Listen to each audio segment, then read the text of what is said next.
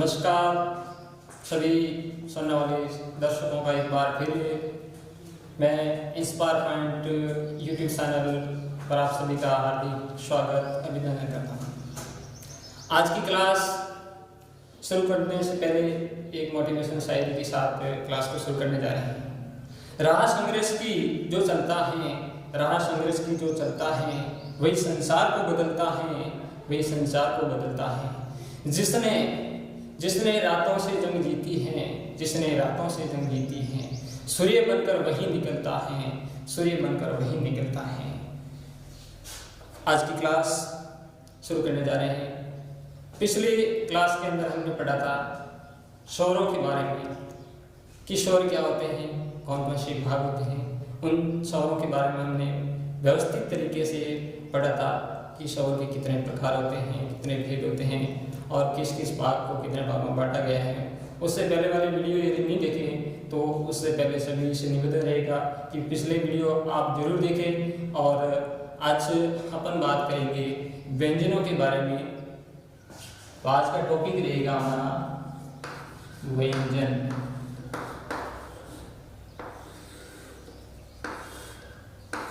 मित्रों, हमने पढ़ा था कि वर्णों को दो भागों के अंदर बांटा गया है। दो भाग, एक तो स्वर और दूसरा है व्यंजन। स्वरों के बारे में हमने पढ़ लिया था व्यवस्थित तरीके से। आज हम बात कर रहे हैं व्यंजन की। व्यंजनों की संख्या कितनी होती है? तो कुल मिला के व्यंजन 33 होते हैं। कितने होते हैं मित्रों? 33 व्यंजनों को किस किस भाग के अंदर बांटा गया है, किस प्रकार से होते हैं उनको व्यवस्थित तरीके से अपन पढ़ने से पहले व्यंजन की परिभाषा जान लेते हैं। तो सभी पेन कॉपी उठा लीजिए और नोट डाउन करना स्टार्ट कर लीजिए। लिखेंगे परिभाषा। परिभाषा क्या होती है? हमने पढ़ा था शौर के बारे में। शौर में क्या होता है? स्वतंत्र रूप से वो ध्वनियां उच्चारित की जाती है, उसको तो क्या कहेंगे मित्रों? शौर कहेंगे। और जो ध्वनियां स्वतंत्र रूप से उच्चारित नहीं होती हैं उसको क्या कहेंगे? व्यंजन कहेंगे। तो व्यंजन की परिभाषा लिखो। जिन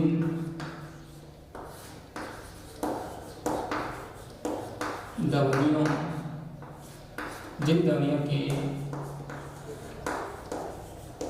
उच्चारण में हवा मुख विवर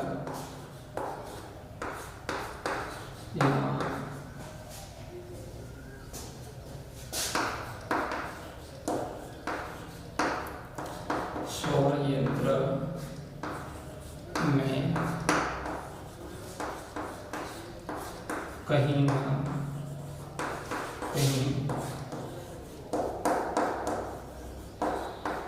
बाधित होकर बाहर निकलती हैं,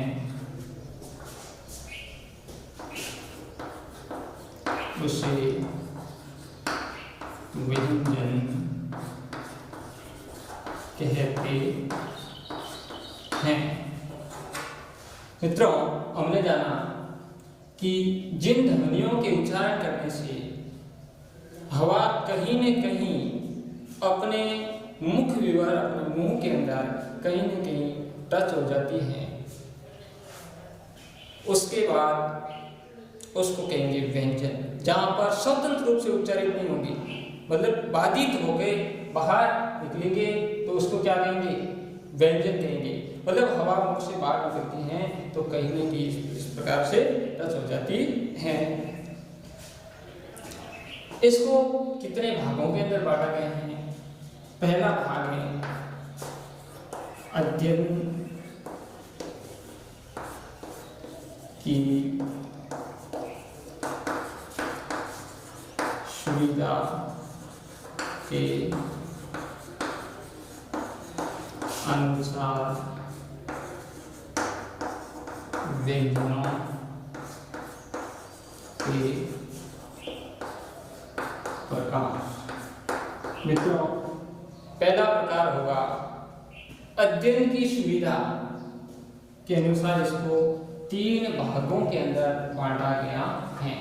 मतलब अपन अध्ययन करते हैं तो अध्ययन करने से इसकी सुविधा के अनुसार इसको 3 भागों के अंदर बांटा गया है। 3 भाग आप जानते होंगे कि कौन कौन से 3 भाग होते हैं। मित्रों, 3 भाग लिख दीजिए। पहला भाग है स्पर्श व्यंजन। क्या होगा मित्रों? स्पर्श व्यंजन। दूसरा भाग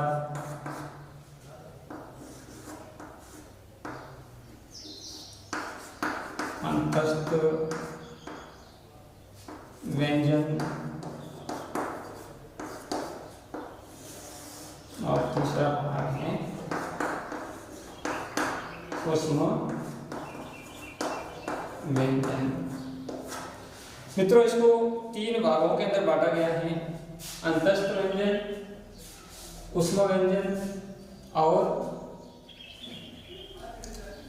स्पर्श व्यंजन। इनकी संख्या मित्रों कितनी बताई गई है? 25। और अंतस्थ व्यंजन इसकी संख्या बताई गई है 4 और ऊष्म व्यंजन इनकी संख्या मित्रों बताई गई है 4।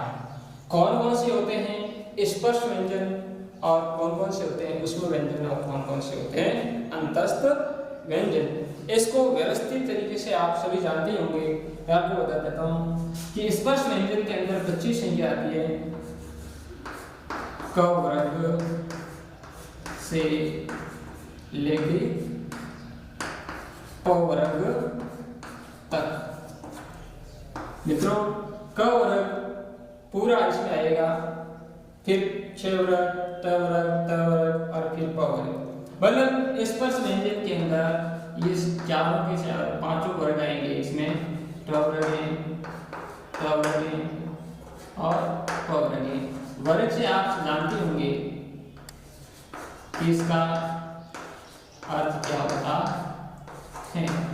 वर्ग का मतलब पूरा जोड़ा इसी के अंदर समाहित होगा, जिसमें क वर्ग के अंदर ये पूरा आएगा क, ख, ग, घ। ये मित्रों इसमें पूरा आएगा वर्ग। इसी प्रकार से छ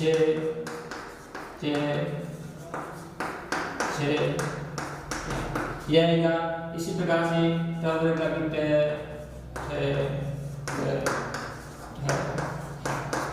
इसी प्रकार से वर्ग का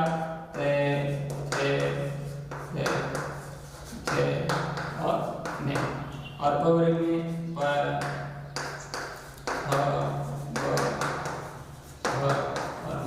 मित्रों ये सारे के सारे स्पर्श व्यंजन के अंदर आएंगे। 25 की 25 संख्या इसकी होती है और इसको स्पर्श व्यंजन के रूप में इसको बांटा गया है। इसकी संख्या 25 होती है। और अंतस्थ व्यंजन कौन कौन से होंगे? अंतस्थ व्यंजन के अंदर य, र, ल और व।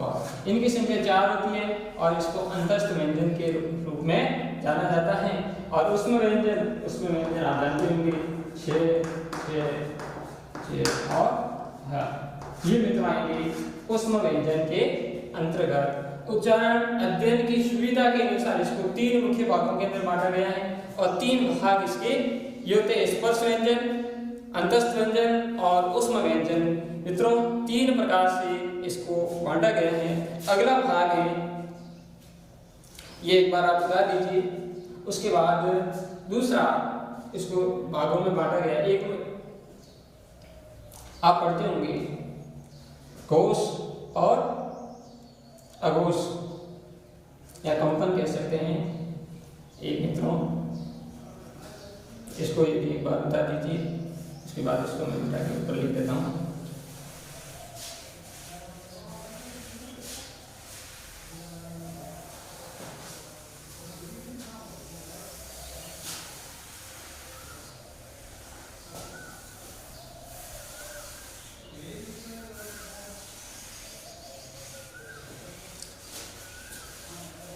घोष और कंपन के आधार पर इसको कितने भागों में बांटा गया है।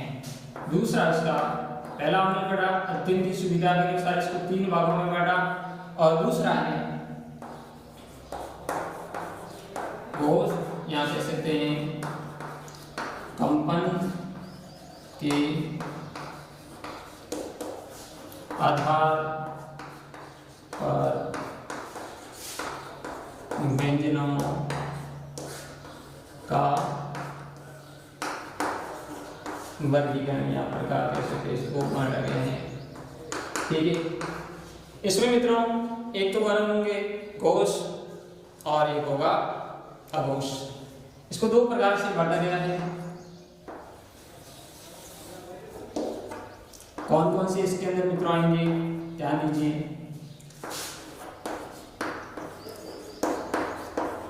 अघोष वर्ण व्यंजन, और दूसरा इसमें मित्रों आएगा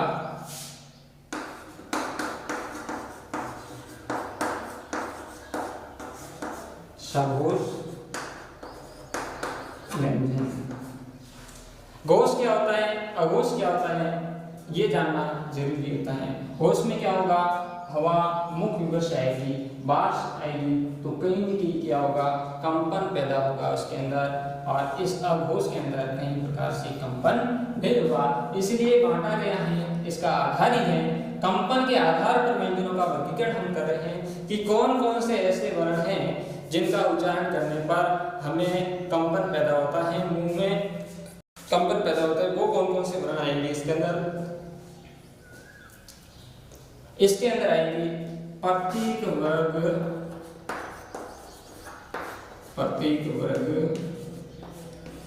का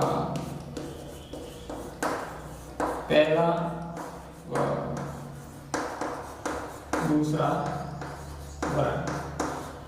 मित्रों आप जानते होंगे कि प्रत्येक वर्ग का पहला और दूसरा वर्ण, उसके अनुसार इसके अंदर एक आएगा ये 6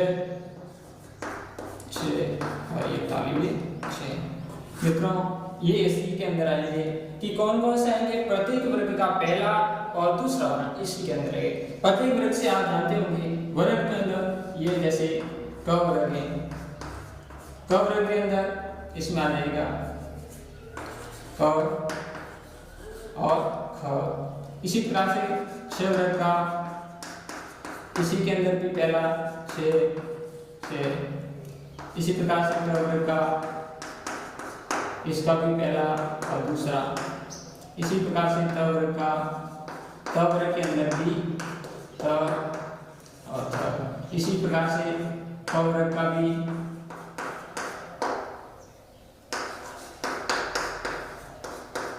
ठीक है मित्रों। इस प्रकार से ये आते हैं प्रत्येक वर्ग के पहला और दूसरा, उसके अनुसार 6 और ये 3 अक्षर आएंगे। उसके अनुसार ये है कंपन के आधार, अकंपन इसमें होगा, और इसके अंदर क्या होगा, हवा कंपित होगी कहीं न कहीं। इसी के अंदर कौन कौन से आते हैं, इसके अंदर मित्रों आएंगे तीसरा, चौथा और पांचवा। प्रत्येक वर्ग का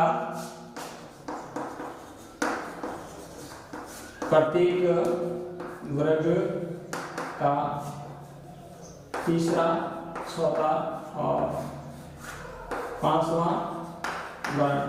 मतलब मित्रों ये 3 वर्ण आएंगे, और इसी के अंदर क्या होगा, पहला और दूसरा वर्ण इसमें आता है। और इसमें मित्रों क्या आएगा, इसमें तीसरा, चौथा और पांचवा वर्ण इसमें आएगा। प्रत्येक वर्ग का आप जानते होंगे, आप सभी जानते हैं, जैसे ये क वर्ग है, क वर्ग में पहला दूसरा इसमें आ गया, इसमें क्या आएगा, तीसरा, चौथा और पांचवा। ये किस में आएगा मित्रों, ये इसी के अंदर आएगा। उसी प्रकार से प्रत्येक वर्ग का ये अक्षर आएंगे।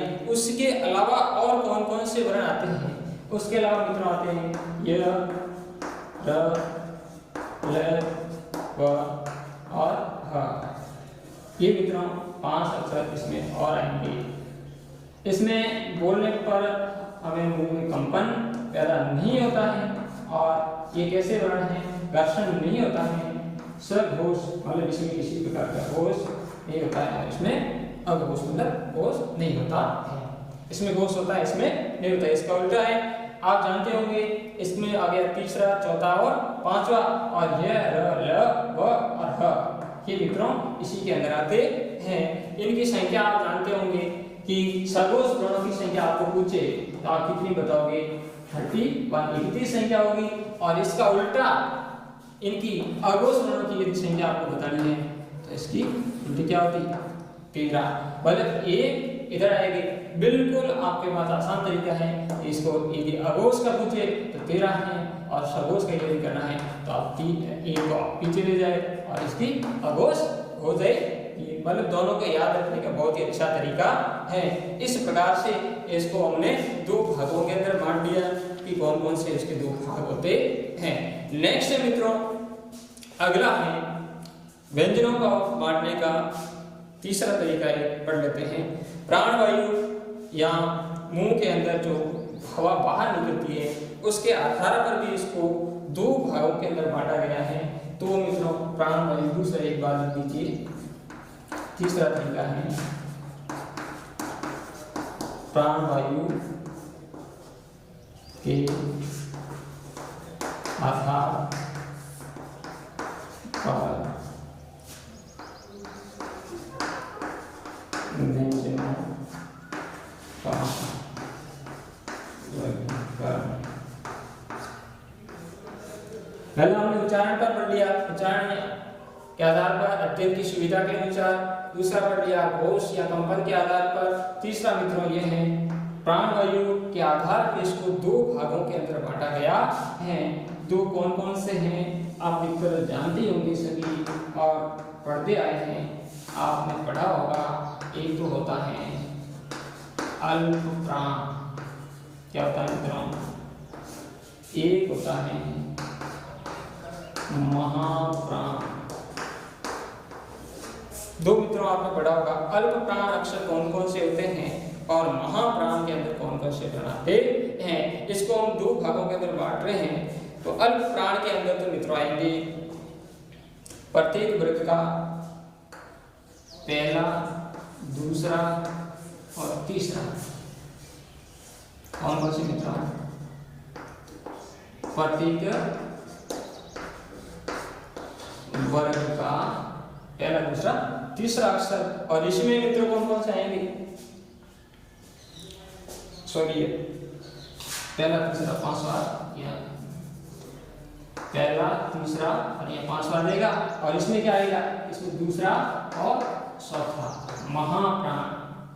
इसमें मित्रों दो आएंगे, दूसरा और चौथा। प्रत्येक वर्ग का इसमें पहला, तीसरा और पांचवा। अल्प प्राण जिसके अंदर बोलने पर, उच्चारण करने पर हमें हवा कम वायु खर्च होती है उसको तो अल्प प्राण कहेंगे। और ऐसे जिनके अंदर ज्यादा वायु खर्च होती है महाप्राण, जिसके अंदर में जोर लगाना पड़ता है। और उसके अलावा उसके अंदर और कौन कौन से आते हैं? इसके अंदर एक तो उष्म व्यंजन इसमें आ जाएंगे।